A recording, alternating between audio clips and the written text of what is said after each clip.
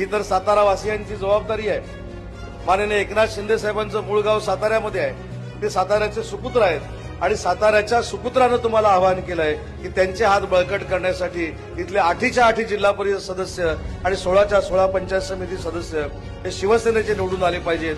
हे आवाहन नुसतं उपमुख्यमंत्र्यांनी केलं नाही, तर जो उपमुख्यमंत्री या साताऱ्याचा मुलगा आहे, या साताऱ्याचा सुपुत्र आहे, अशा व्यक्तीनं तुम्हाला हे आवाहन केलेलं आहे।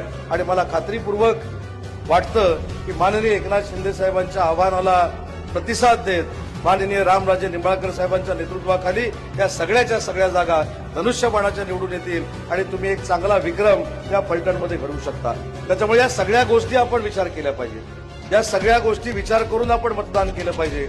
आणि शेवटी मतदान करताना त्या बॉक्समध्ये गेल्यानंतर आपण कुठचं बटन दाबतोय हे आम्हाला कळत नाही, पण आपण सद्विवेक बुद्धी जागृत ठेवून जर बटन दाबलं तर ते बटन धनुष्याचंच असेल ही खात्री माझ्यासारख्या कार्यकर्त्याला आहे। आणि म्हणून तुम्ही विकासाला मतदान करा।